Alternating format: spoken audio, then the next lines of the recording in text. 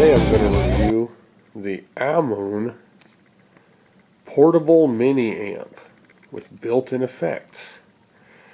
I'll be using my recently upgraded Glary GST2 with a new neck and new bridge.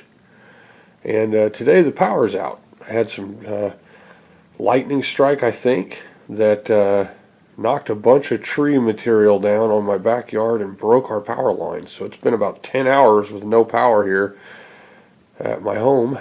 And my kids are at a children's museum with their relatives, and I'm staying home watching the house, and I'm all alone. So it's a good day, I think, to try this out. Now, today I'm going to be testing the battery operation of the Ammoon, the portability of it. I've got my guitar, got my amp, I've got a nice cable here. I like to use these thick braided cables. I've noticed they just last forever. And I've got a pile of batteries that I've harvested from different things. I think two of them were from a broken drill toy that my son had. Two of them were from a light for a Nerf blaster. And what were the other two from? Shoo. So yeah, we've got our batteries, cable, portable amp, guitar. So let's go ahead and put the batteries in this monster.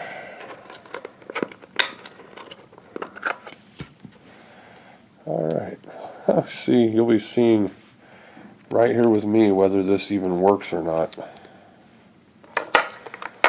So this could be a short video. Could be a video that doesn't even get seen. Because why would I even bother with it if it didn't work?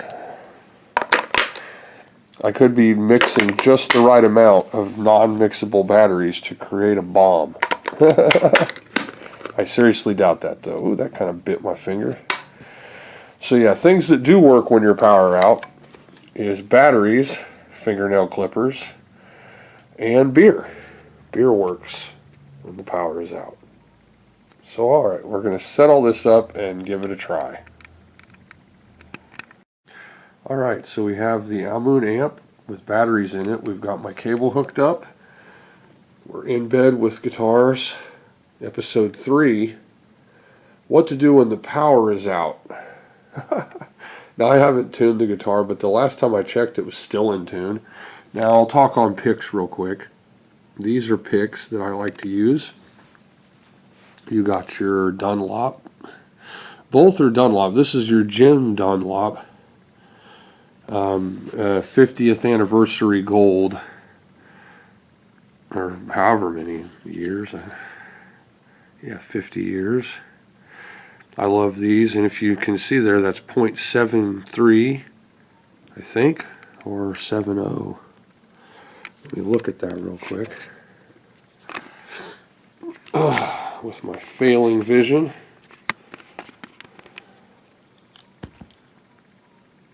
Yeah, 0.73. I also use the 0.60 millimeter Tortex. These are my favorite picks overall. I'll just get a giant bag of these picks and use them all the time. This, in my opinion, is the greatest guitar pick. But they do wear away. They wear at the ends, and that happens. This is another of that same kind. Your 0.73 millimeter USA nylon. So it's a nylon pick. Again, Jim Dunlop. It's the same as the gold one, just a gray. Not 50th anniversary. So you got your Tortex. I would recommend these. And then this is a weird one I found that I figured I would give a try a while ago, so I bought a handful of them. They're called Wyvern. And let's see if I can get this the way it's supposed to be seen. Here we go. It has a, let's see, WS75. It has a couple of edges on it, and it has a wyvern on it, like a dragon with a long tail and wings and stuff. These are fun. They work. They feel pretty good. They're thicker than the others. But I'll probably use this, but I might go ahead and switch out and use this. The pick really has a lot to do with the sound. You'll get kind of a snappier, clappier kind of sound with certain picks, with thinner, more plasticky picks, and then softer picks you'll get less. So I'd say these Jim Dunlop ones will have kind of a snappier, kind of clappy, plasticky sound, whereas these Tortex ones have a softer sound that I usually prefer. But I'll use any of these. Have great grip on them.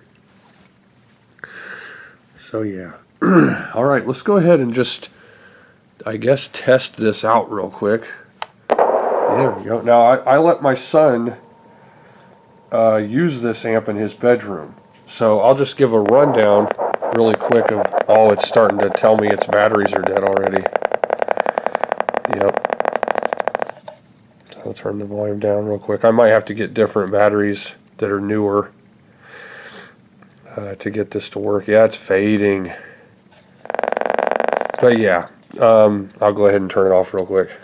It had turned itself off.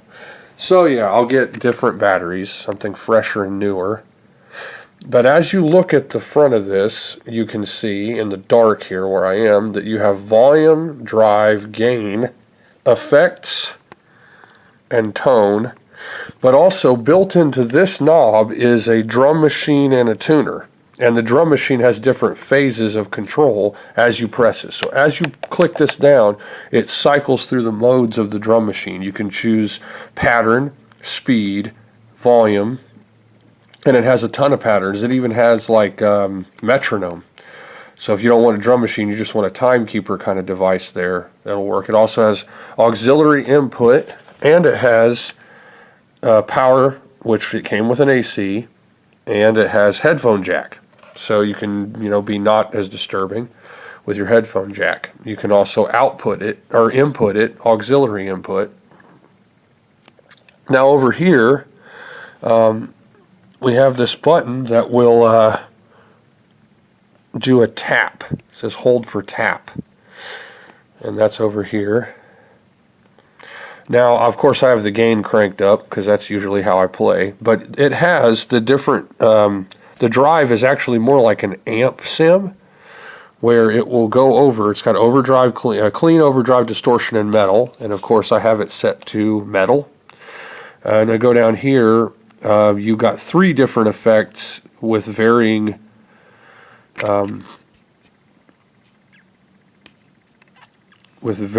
depth of each effect. So you have your chorus, tremolo, and reverb.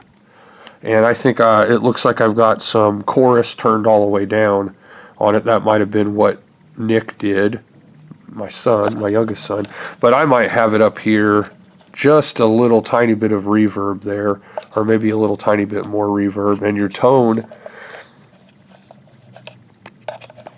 there we go. So it's your Pockamp.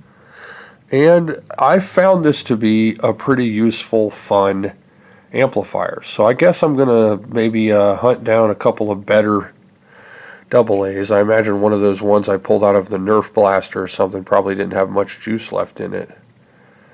And I'm going to give this amp a try.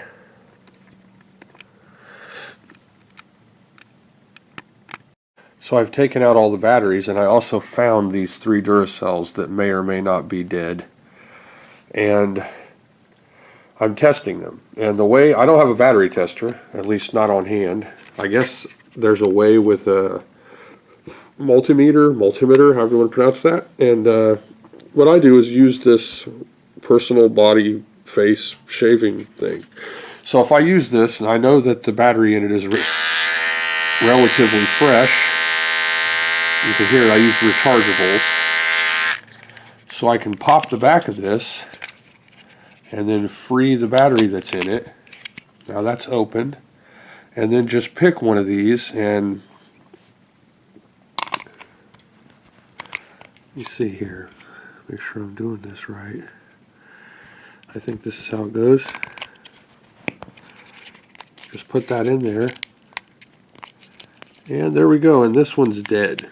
So I guess these 2 are pretending to be dead batteries. Alright, so I probably can assume that the other of the same is dead.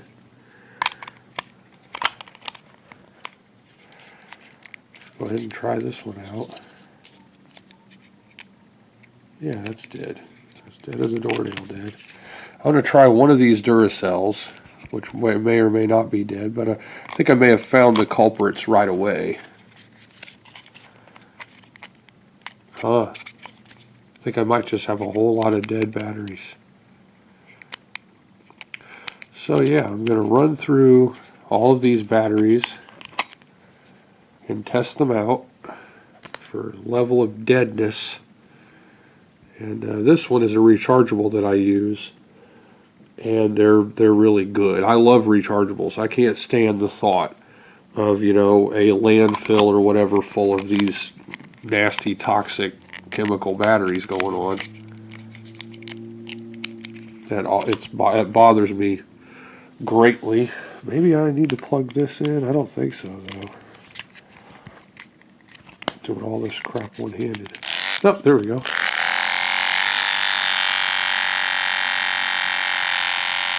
And you can hear that's kind of puttering.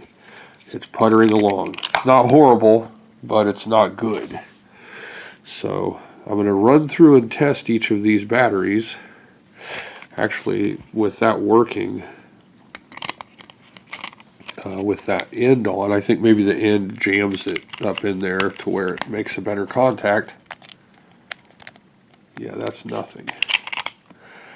So I'm hoping I don't just have a whole bunch of dead batteries, but that's what it's looking like. I'm going to go find rechargeables that I know are charged and probably harvest them from things to use. Yeah, those are all three of them probably dead. Even the Duracells are dead.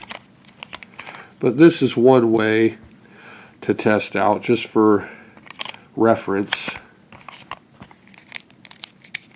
Yeah, that's not working without the cap on. There we go. Huh. Now that one's not working. Maybe I messed up my shaver. But one way to test out your batteries, if you can, is to use a shaver and then just kind of hear how much it turns on there. Now my stuff's not working. All right, because I know this battery works because I just used it. So I'm going to run through that. So I did just realize that I was actually putting those in upside down. So I have it there. So I'm thinking in my head, I know I've done this 1,000 times here, that when I put that in there, hear that. That is a fully powered Duracell. I know it. So I had them upside down, but now I'm doing it right. There we go. One-handed. Pop that in, and another super full charge, or full of charge battery. Not charged, but you know, its acids have not lost their ability to create electricity. Ah, very low battery there. Almost non-existent battery there. Let's try this Energizer, which I comedically call Energizer. Another low battery, just barely there. Let's try this cold Energizer. I think one of the Energizers might be dead. No, look, all three Energizers are working fine. So I have three very powerful, seemingly new batteries, and then a couple of stinkers here. I don't think these ones were working at all. Let's see, these two junk-looking generic ones. Yeah, totally dead. So we had two totally dead batteries in the fray. Hopefully we'll be able to put these in and have it work. So I'm going to go ahead and get my Duracells on here. I really don't like mixing batteries, and I really don't recommend ever mixing batteries, no matter what. But this is what I'm dealing with here. It's what I got.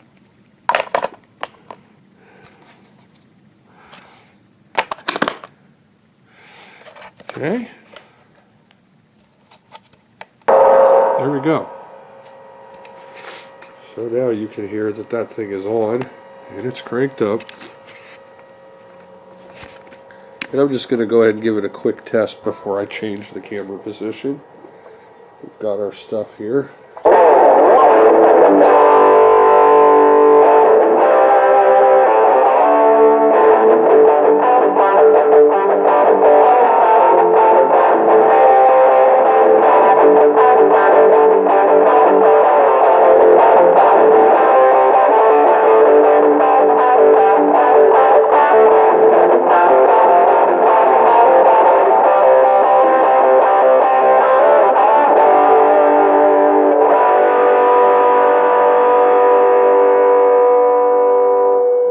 Loud, but it's loud enough to use, but it's kind of tinny and quiet, like you probably would expect from one of these really small, not very powerful speakers. But now she's working. I went ahead and put a couple of good batteries in there, so those Duracells are what's really pushing it right now. And the AC adapter it came with, of course, works great and is consistent. So some of the functions here.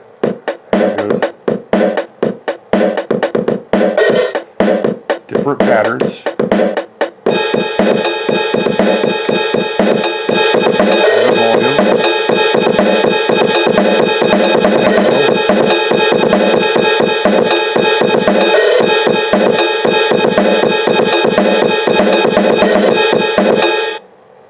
Okay.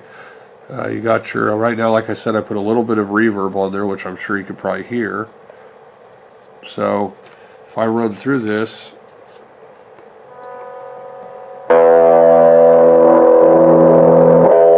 you're going to get softer, easier sound by letting the tone down. Brighter, higher sound. So maybe keep the tone in the middle. Gain all the way down.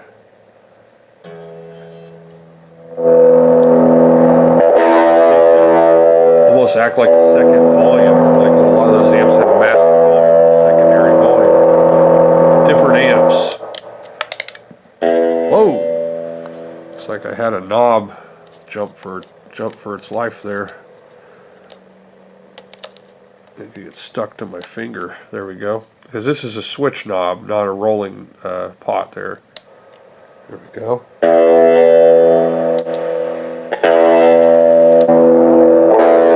got a nice little kick on it. There's your volume.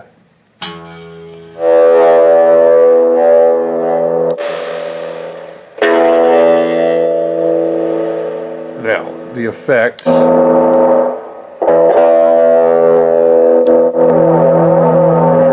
Effect all the way up. And you got your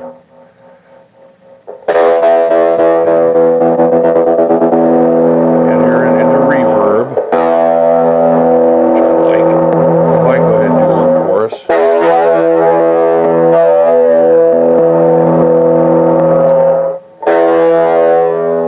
Has a built-in tuner. Alright, so that's some of the functions.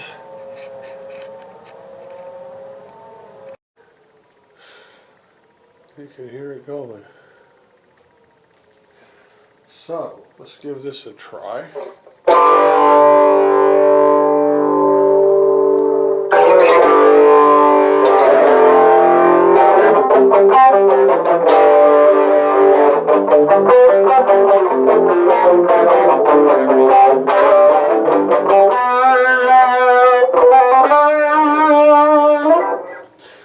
Okay, that's what that chorus going on here.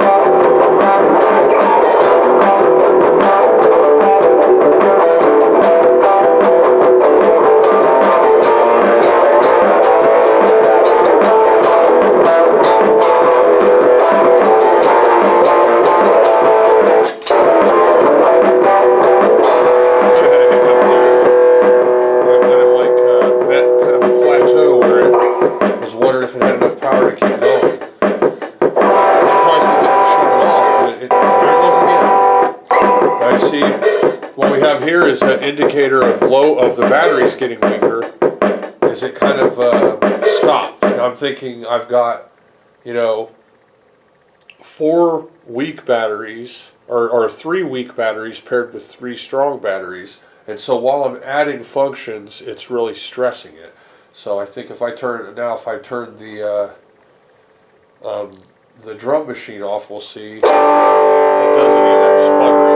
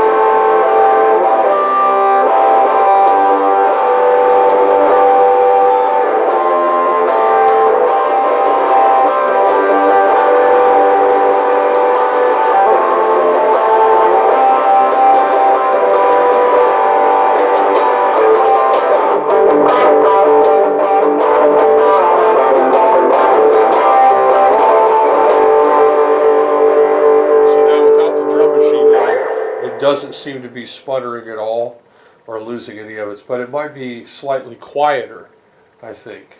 So if I go here, the tone knob sharpens it up.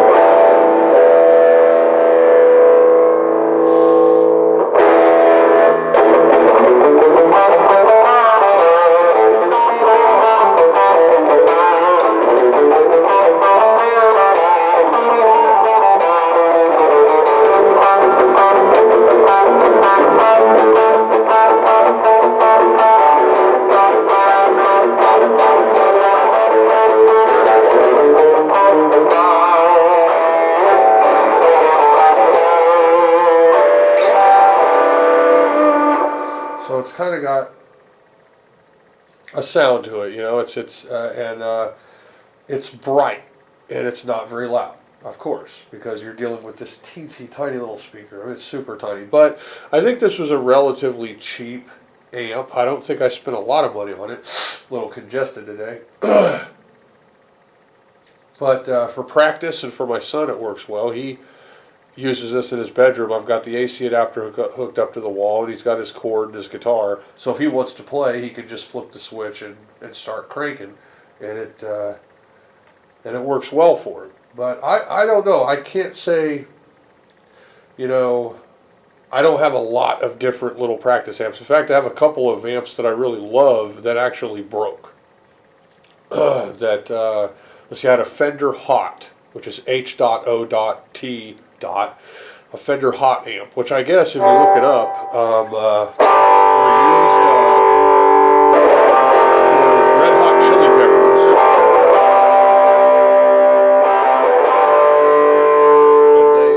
And they used it in recording with, I think, Under the Bridge or something. They used a Fender Hot amp, and it's the same one I have. It's exactly the same. I loved that amp, and I played it so long, so hard. One day, I noticed it has these inputs on it. And I thought, hey, why don't I use those inputs on it for something else? I think I hooked my Amiga computer up to it to try to get sound through those speakers. And I turned it on. It worked for a while, and it sounded really, really good. Like it sounded so good coming through that amp. All the sounds, all the sound effects and game music and stuff just really sounded great. But then one day I went up to turn it on, and it just made this ear-shattering squeal constantly, relentlessly, and I thought, oh, it needs fixed. And I'm no expert in fixing amps. I watch some amp channels, but and I've fixed electronics before, replacing capacitors and things like that. But I don't know about fixing a guitar amplifier as much as I probably wish I could. And I probably could get in there and just start replacing parts. But I don't know. And I want to fix it because it's such a great amp, and it's it's obviously much larger than this. And I've also had, I had an Esteban practice amp. I had a Dean practice amp that I gave to one of my daughters, and that was actually a really good loud practice amp, but it was really small. It was big. Still, though, all of those, the Esteban, the Dean, those were bigger than this. Now, I've never had the glary 20-watt amp, but I would like to get one because I've actually heard good things about them, that they have a pretty solid sound and you can do a lot with them. But really, what I like to use, I have a Boss Katana 50-watt, which is ridiculously loud. Like if you are in, your area where you're playing and maybe recording and stuff, and I'll use an SM57 on a Boss Katana. That's loud enough. If you need anything louder than that, my goodness, what are you doing? I also use a Hartkey 50 for bass, but it can also play anything. So I have a lot of stuff that will go through my Hartkey 50. That sounds wonderful, and of course Boss Katana. But when I'm doing like my, everything hooked up at once, almost like band simulation kind of sound, I'll use these Rockville PA speakers that I have that are they are extremely loud. They're so loud that I don't dare turn them up all the way here because they're ridiculous. I think they have like a max 600 watt, 8 ohm, something crazy like that. They're ridiculous. I got the electric cables that go into them, the higher quality cables that go into them. I have a relatively good mixer that has all kinds of different, adjustments that can be made. It can play music and MP3s, and it can record. And I have a second, cheaper kind of Rockville mixer that I'll use for other stuff. I basically have two setups: GarageBand setup and recording studio setup. And the GarageBand setup uses the different amps that are mic'd that go through the Rockville PA, and both it can go through the Rockville speakers if I want, or it can just record through the speakers. I also have a Porta Studio, a Tascam Porta Studio, which I would recommend because it's studio quality digital recording workstation. So when I'm doing recordings like the song that you hear in my videos, it's in a couple animation videos I've done, those are done through the Tascam. And I might play a cheap guitar, but I'll use good equipment that the guitar is going through. I also have MIDI synthesizers that I use. I use a 32-bit MIDI sound module. I also use an old Roland MT32 sound module, and that can actually record MIDI, the mappings and stuff, and your work, whatever. MIDI's different. If you haven't worked with MIDI, I'll go ahead and turn this off for a moment. If you haven't worked with MIDI, MIDI actually records what you're playing note-wise. It doesn't, make a, memory kind of recording. It's not making an MP3 or whatever, a WAV file. It's not doing that. It's actually recording the note presses and lengths and durations and other effects that might be going on with it. And those take up, they're the size of a text document. They're not memory intensive. So you could record dozens of songs on a 3.5-inch floppy disk, and the Roland will handle that. And then whatever you put that floppy disk in that's got a MIDI sound module to go along with it, however high quality your MIDI mappings might be, that's what you're going to get. So if you record your MIDI on with a really cheap sound module, maybe it sounds like a Sound Blaster card or something from a computer, but then you go and take that recording that you put on the disc and you play it through some high-end MIDI sound module, well, it's going to get its sound from the high-end MIDI sound module. It's going to follow the notes and duration. So MIDI is actually very effective. It's a really, really effective way to come up with music. You end up with a very versatile, almost like virtual sheet music that your MIDI sound module will play. Now I use an Alesis Vortex 2 keytar, but I use it on a stand, and I can take it off the stand, but I usually don't. And I also have a second relatively nice weighted key MIDI keyboard that will go through a second channel. And then in my other mode, my second playing and recording mode, I'll use a different MIDI keyboard that I have. So I play keyboard working on learning to play drums, and I play drums. I play bass guitar and guitar. And another thing I use a lot is I use a workstation pedal. I'm not a pedal trafficker. I'm not, trying to get people to buy boutique pedals that are like $500 each, crap like that.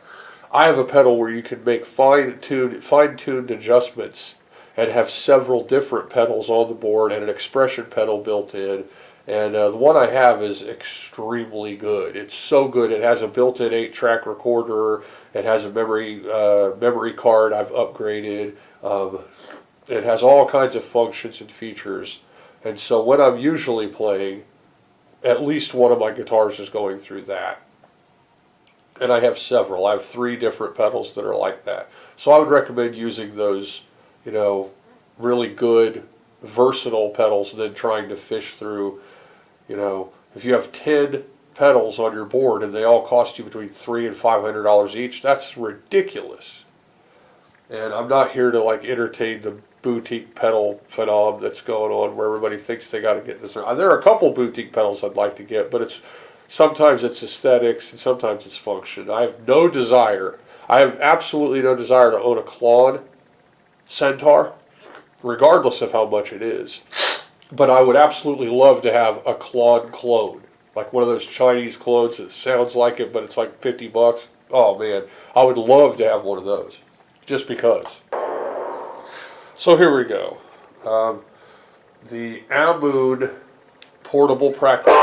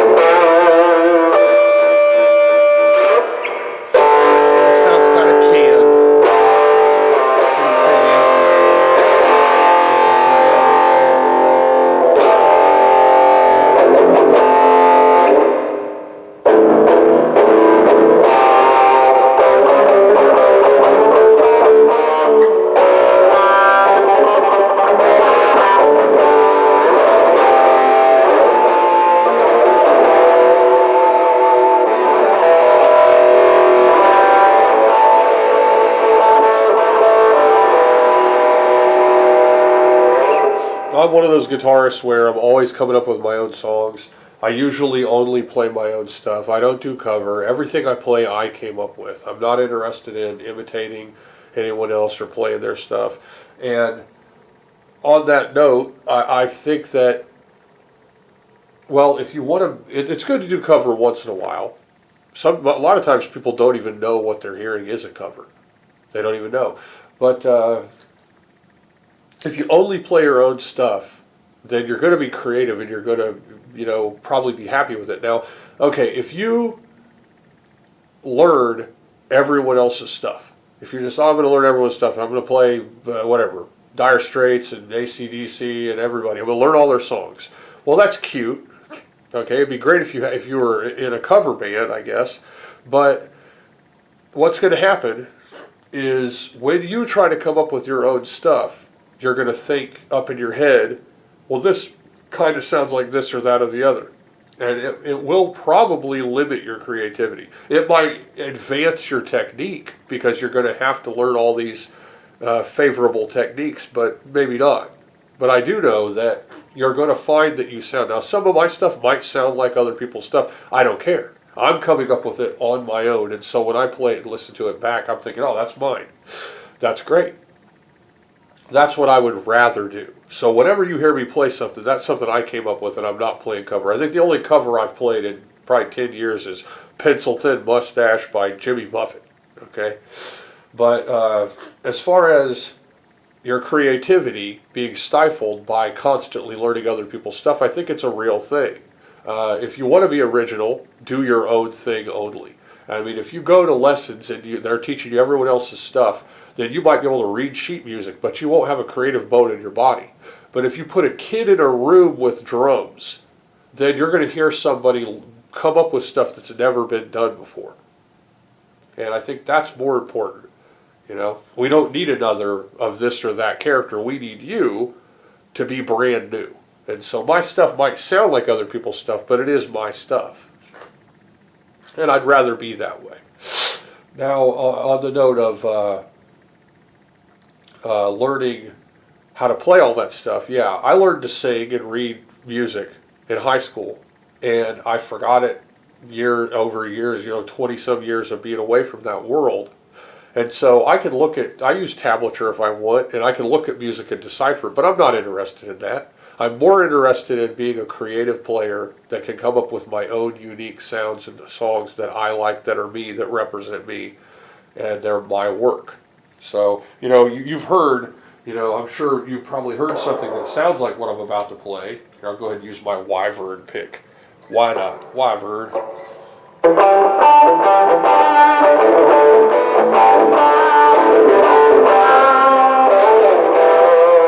I'll play like...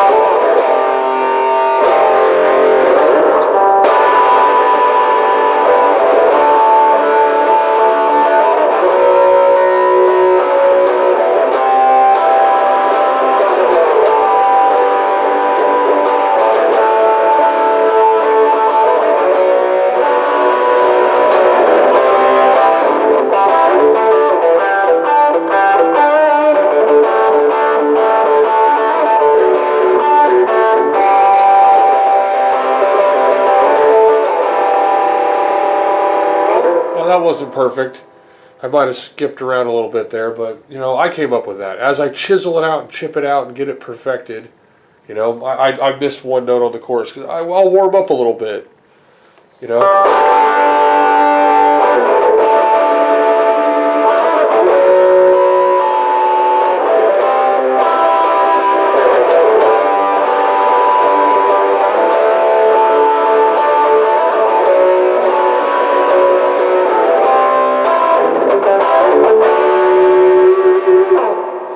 But one thing on that note,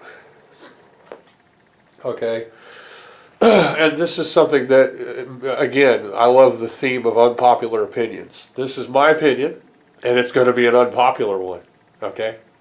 People say, that guy's better than that guy. You suck. That guy sucks. You're good. That guy's good. That girl's good. That person plays better than that person. Oh, that person's so advanced. Well, you can learn all the techniques. You can read the music. You can play everyone else's songs and not have a creative bone in your body.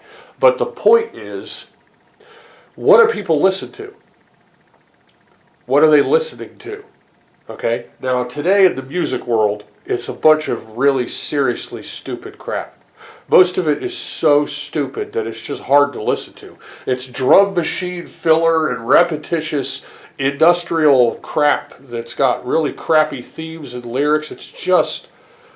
It's mucilage, it's crap. It's so terrible I can't even deal with it, how terrible it is. Now, if I go back in time and find 80s rock that I really love, or find music from the 70s or 60s or whatever, 50s that I really love, like Les Paul. I could listen to Les Paul, Mary Ford all day long. That's magic. And he's very advanced and his techniques are great, but it's just great music. But the truth is, advanced technique does not make a magnetic song. You could be playing lightning fast. Sound like a bunch of turkeys being strangled in a nuclear war. Okay, and no one is going to listen to that. And when if you say, hey, you want to hear the greatest guitarist in the world, no one's going to listen to it. A few people might listen to it. A few people might like it. It's not going to get any airtime. The stuff that people like, that they attach to, that is magnetized, they get magnetized to it, that they love, is usually very simple. So okay, if I'm listening to someone that's just constantly playing stuff like crap like that, all up and down the fretboard, they're just ripping along. Okay, cool. But then you hear a song that's just like...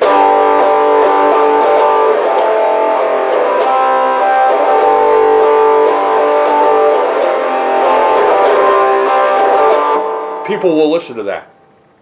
People will listen to that. You could have whatever lyrics slapped on you want. You could have a nice simple drum beat. You could have a freaking harmonica solo in there. It doesn't matter. They will listen to it. It's simple. It's not too complicated. And people who learn can play it easily. So you're going to find, even if you want to play everybody else's crap, the best stuff that everybody loves, that everybody listens to, that everybody remembers, that goes on forever, is never going to be overly complicated. Now, like, I saw a list of the greatest guitarists ever. I couldn't believe that Eddie Van Halen's name wasn't even on the list. I think they put Jimi Hendrix at the very top, and I'm sitting there thinking, Jimi Hendrix was technically impressive, but he wasn't as magnetic as Eddie Van Halen. And Eddie Van Halen had some guitar parts that were very simple, but they were very magnetic. They just burrow in there, and then you find yourself kind of feeling that all the time and hearing it and liking it. So this is my unpopular opinion. Technique means nothing. It's so tiny. What really matters is the catchiness of what you're doing. So you don't want to play thinking, I'm going to play something no one else can play because it's the fastest thing and it's so complicated. You want to think, how can I make a hot dog commercial jingle that everyone will be humming in their head and singing down the street? You know, if you heard a super fast tongue rap song hot dog commercial, then a tiny group of people that are interested in that crap might be buying your hot dogs. But then someone came up with, I wish I was an Oscar Mayer wiener. They sang this song, and then everyone across the globe was dancing and, kicking and fluting that out all over the place. It has to be catchy and simple and heartfelt and have a good feel. It does not have to be complicated. So if you want to convince yourself you have to learn every technique in the world, you're going to be sad. You're not going to get anywhere. No one's going to like your stuff. Simple music is what sticks. So, and that is going to be, they're going to, oh, that guitarist is better than that guitarist, is better than that guitarist, he's the greatest guitarist, there's the newest guitarist, he's the fastest guitarist. Can you do that? Can you do that? Can you do that? Who gives a crap? If you can play something that is catchy, it's what's good. So you get your cowboy chords.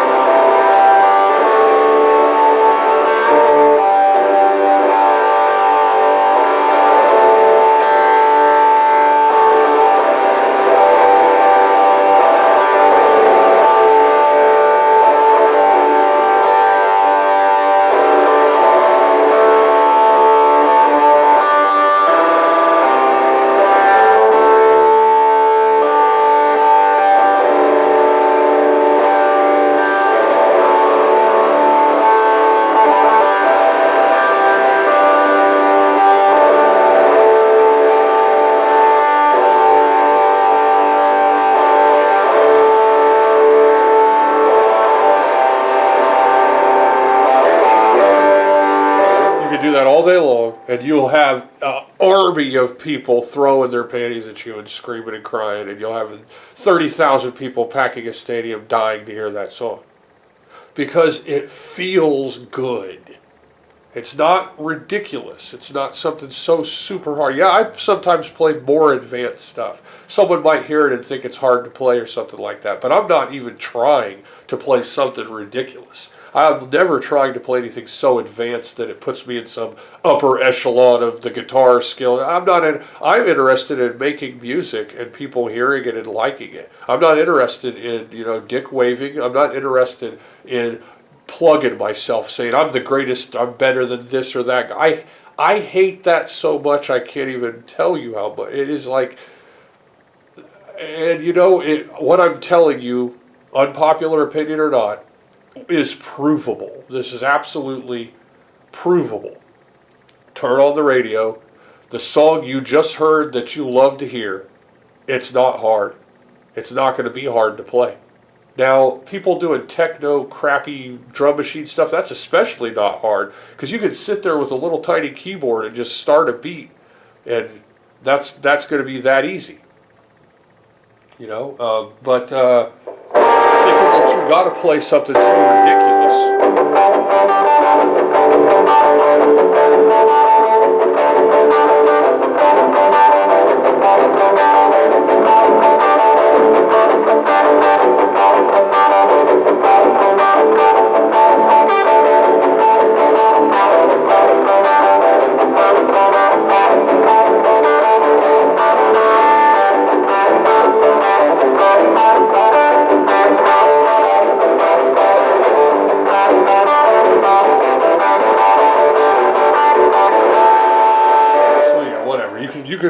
Simple stuff rules, and you're never going to hear anything that really clings to the masses and that people love. That's going to be, and honestly, okay, Randy Rhoads. People say he stole from Eddie Van Halen. Eddie Van Halen said he stole from him. They were the greatest guitarists. They sound good, everything, there's a pretty big fan base for Van Halen and for Black Sabbath or whoever, but you're not going. I wouldn't say they have the same permeation or likability or universality as someone like Dire Straits, who literally anyone can listen to, and little kids can love it, and everyone can get into it. You hear Mark Knopfler singing and hear this, and it's not simple really, which is another part of that unpopular opinion mechanism. Is there's a lot of stuff out there that doesn't sound hard, but it is. Like John Bonham. John Bonham's drums, they don't sound hard until you try to play them. Like you try to play the Immigration song, it's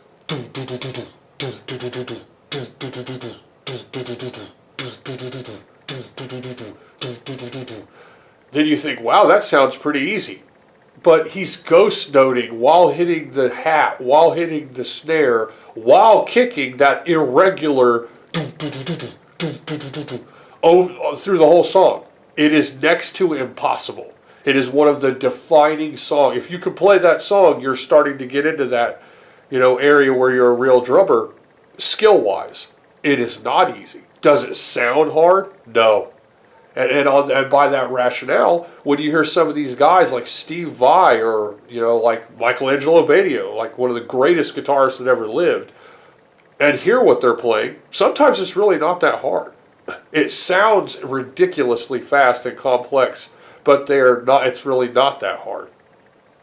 So yeah, both sides of the coin there. Simple stuff sells and it feels good and is going to win every time. So how do I feel about this Ammoon? What do you guys think about this little crazy amp? Is it okay? Is it a good amp? Should you buy one? Is it worth your money? Well, if you want something that can run on batteries if the power goes out, if you want something...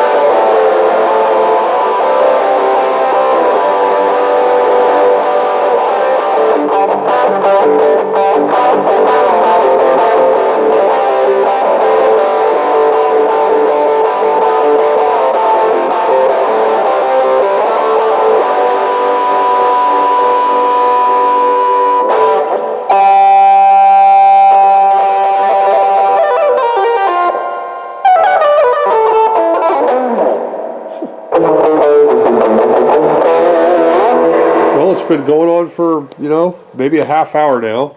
The batteries are still doing okay. Well, would I recommend it? I don't know. It's cheap. It's pretty cheap. It's not, you know, this like amazing head turning, like what's out there now that everybody's loving and advertising and throwing out the door. There are several of them out there now that are based on the, you know, the brand types that everybody likes. And, you know, this is some unknown. I've seen this name on all kinds of stuff. Like with Glary.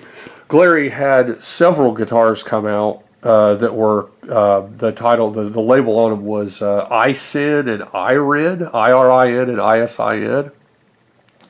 Exact same guitars as what Glary sells. They just have the different label going on them. So, yeah, there are these companies, and they're just, you know, like I said, they're throwing this stuff out, and that's what you get. But yeah, it's got a lot of options. Good drum machine, headphone jack. It's got aux in. It's got a built-in tuner. I don't guess I really needed that this time. It's got, you know, 4 or 5 different amp sims, gain. It's got your tone knob, volume, and it's got 3 separate effects. Now, okay, you can't combine effects, so maybe that'd be cool if you could somehow maybe have a tiny bit of reverb mixed with maybe a little more reverb mixed with some chorus. I don't know, I'm not much into delay. Delay, I think, is a little tiny bit silly, but whatever. You play whatever you're doing. It's cheap. I don't even remember how much I paid for this thing. I've had it for a while now. My son likes it.